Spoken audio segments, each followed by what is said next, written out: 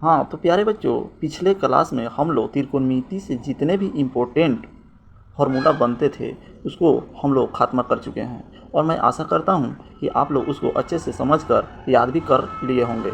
अगर नहीं देखे हैं तो वो मेरे चैनल पर जाकर त्रिकोणमिति के जितने भी इम्पोर्टेंट फार्मूला है उसको आप लोग देख लें।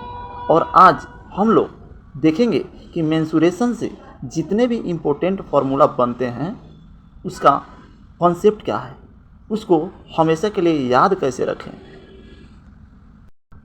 और परीक्षा में इसे भूल जाते हैं तो हम कैसे याद रखें। तो बिना देर किए हुए हम लोग बढ़ते हैं, इस फार्मूला को देखते हैं। तो देखिए, सबसे पहले आज हम लोग मेंसुरेशन का जितने भी इम्पोर्टेंट फार्मूला है उसको देखेंगे। तो देखिए, मेंसुरेशन का हिंदी वर्ड क्षेत्रमिति होता है। क्या होता है? क्षेत्रमिति होता है। और क्षेत्रमिति में हम लोग आज पढ़ेंगे वर्ग। वर्ग का इंग्लिश वर्ड स्क्वायर होता है। तो प्यारे बच्चों, आज हम लोग देखेंगे वर्ग के फार्मूला कैसे निकलते हैं और इसे हमेशा के लिए कैसे याद रखते हैं। तो प्यारे बच्चों, आपके सामने दिखाई दे रहा होगा, यह मेरा वर्ग है। क्या है? यह मेरा वर्ग है, स्क्वायर है। इसी को हम लोग वर्ग कहें या स्क्वायर कहें। तो प्यारे बच्चों, ये वर्ग का नामकरण SPQR से हम कर दिए हैं। तो इसको हम लोग ABCD से भी नामकरण कर सकते हैं। तो इसमें सभी भुजा, इसको क्या बोलते हैं, आपको दिखाई दे रहा होगा, P से Q तक दिखाई दे रहा होगा, आपका P से Q तक दिखाई दे रहा होगा। यह क्या है? भुजा है। और ये भी क्या है? भुजा है। ये भी क्या है? भुजा है। ये भी क्या है? भुजा है। यह भुजा सभी क्या होते हैं? आपस में बराबर होते हैं। क्या होते हैं? आपस में सभी बराबर होते हैं। और ये आप P से Q, P से R तक जो भी ये लाइन दिख रहे होंगे, इसको हम लोग कर्ण बोलते हैं।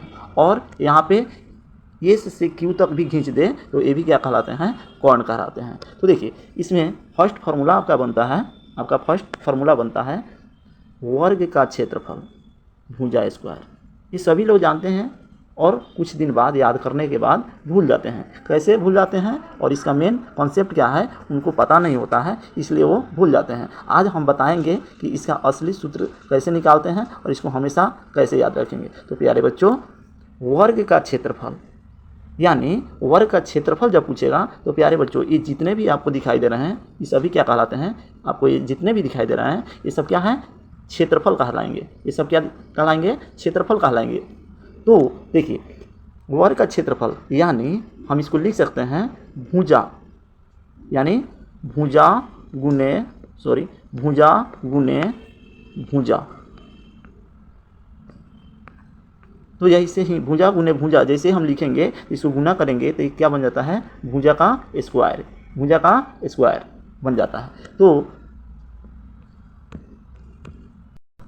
इस प्रकार हम लोग का वर्ग का क्षेत्रफल भुजा का स्क्वायर हो जाता है। क्या हो जाता है? भुजा का स्क्वायर, या इसी को हम लोग साइड का स्क्वायर भी बोल सकते हैं। हम देखते हैं अगले फार्मूला की तरफ बढ़ते हैं। देखिए, दूसरा क्वेश्चन कह रहा है कि वर्ग का परिमाप बराबर 4 गुने भुजा होता है। सभी कोई ये जानते हैं और इसको रट लेते हैं और कुछ दिन बाद भूल जाते हैं। तो प्यारे बच्चों, वर्ग का परिमाप बराबर 4 गुने भुजा होता है। कैसे होता है? तो देखें, ये आपका भुजा है और ये भी आपके भुजा है, ये भी आपके भुजा है और ये भी आपके भुजा है।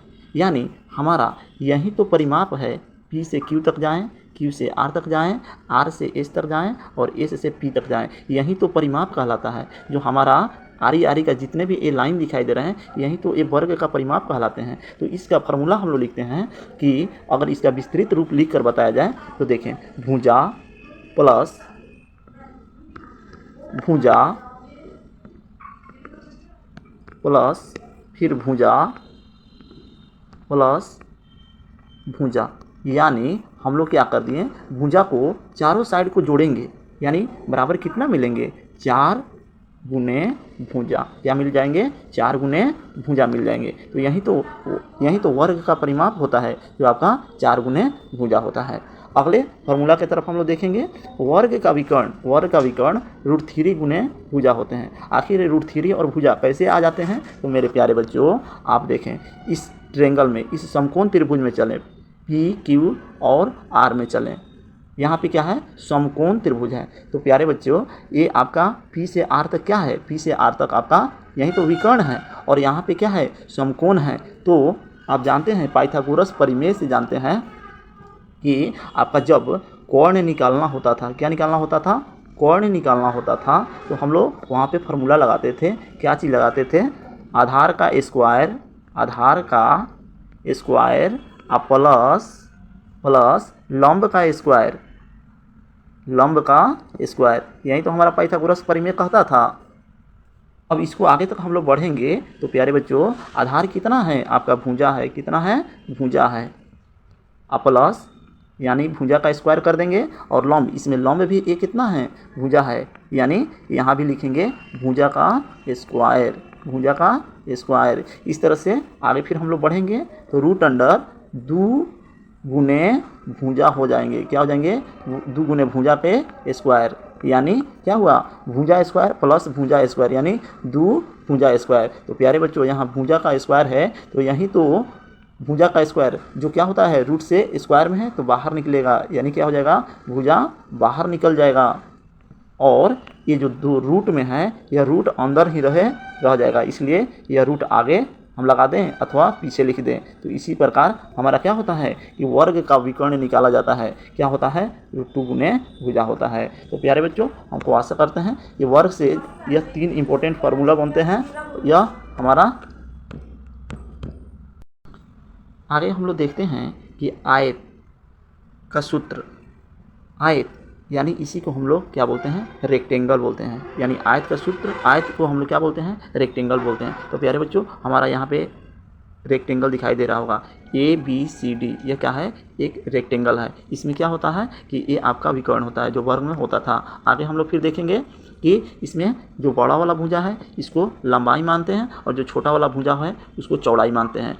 लंबाई को L से डिनोट करते हैं और चौड़ाई को B से डिनोट करते हैं, यानी आगे हम इसका सूत्र देखते हैं। तो प्यारे बच्चों, आयत का क्षेत्रफल हम पहले बता चुके हैं, ये सब क्या है, आपका क्षेत्रफल है, ये क्या है, आपका क्षेत्रफल है। तो आयत का क्षेत्रफल जब निकालना होगा तो प्यारे बच्चों, लंबाई यानी क्या लिखेंगे, लंबाई, ये आपका लंबाई है, और यहाँ पे गुना दे देंगे, लंबाई गुने यहाँ पे क्या है, चौड़ाई, यहाँ लिख देंगे चौड़ाई। तो इस प्रकार से आपका इस पूरे ABCD का क्षेत्रफल यानी रेक्टेंगल का क्षेत्रफल आपको मिल जाएगा।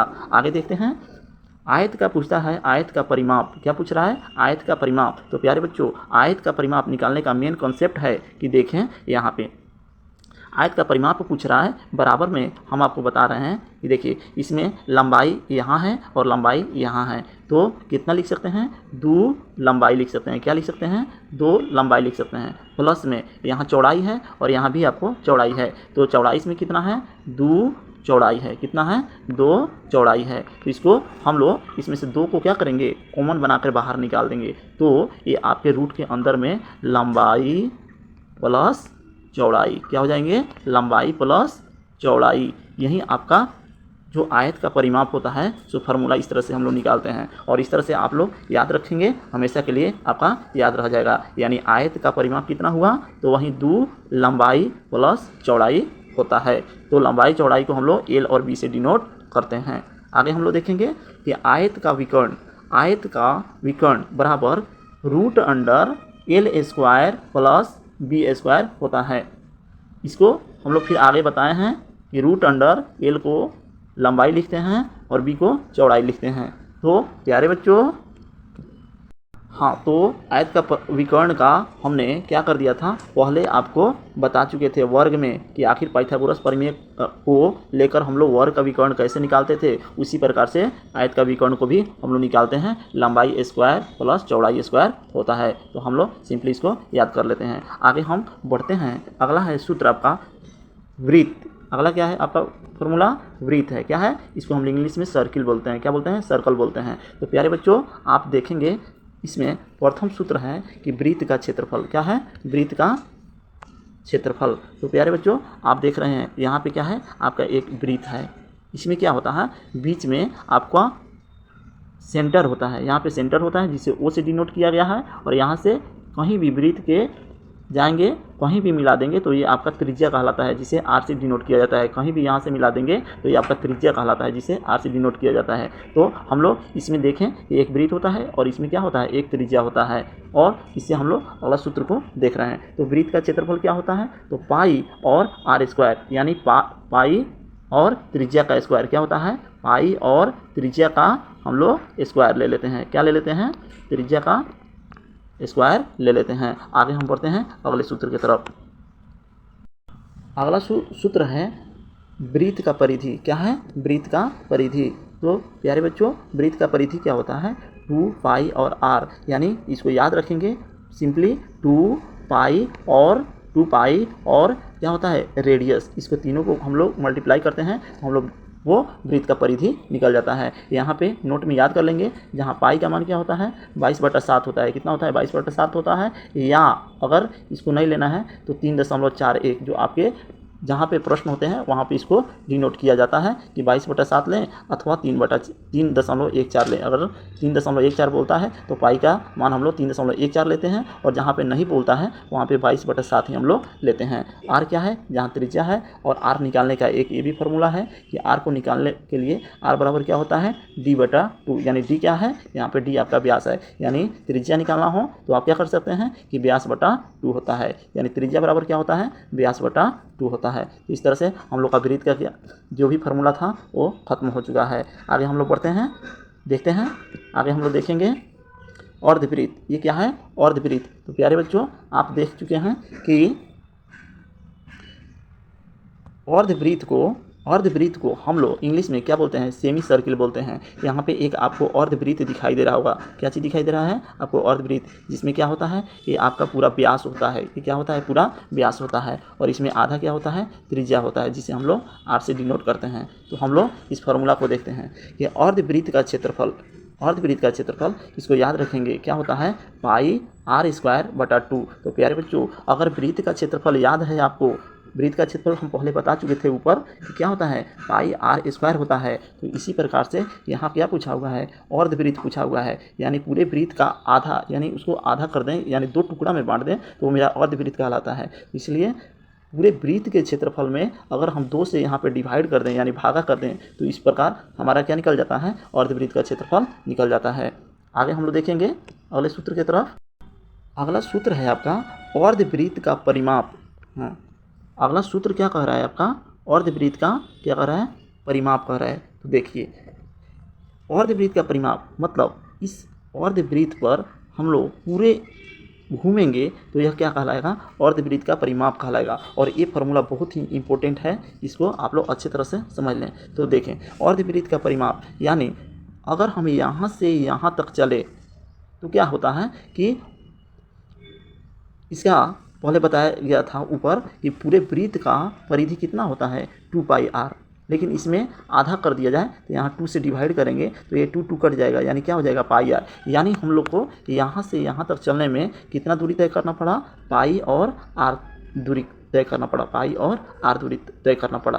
और प्लस फिर हमको यहाँ से यहाँ तक जाना है, तो हम ये जानते हैं क्या है, यह r है और ये भी क्या है, r है। तो यह पूरा टोटल दूरी कितना हो जाएगा, 2r। तो इसको हम लोग यहाँ पे हम लोग यहाँ पे पाई r था तो प्लस क्या हो जाएगा, 2r, क्या जोड़ेंगे, 2r। इस तरह से हम लोग का क्या होता है, ये अर्धवृत्त का परिमाप यानी पाई r + 2r कंप्लीट हो जाता है। तो प्यारे बच्चों, मुझे आशा है कि आप लोग पूरे फार्मूला को अच्छे तरह से समझ लिए हैं, और इस प्रकार आप लोग क्या हैं कि आप लोग इसको समझकर याद रखेंगे, या हमेशा के लिए आपको याद रहेगा। तो अगर वीडियो अच्छा लगा हो तो लाइक करें और अपने दोस्तों में शेयर करें, जिससे आपके दोस्तों को भी फ़ायदा हो सके, और हमारे चैनल को सब्सक्राइब करें। धन्यवाद।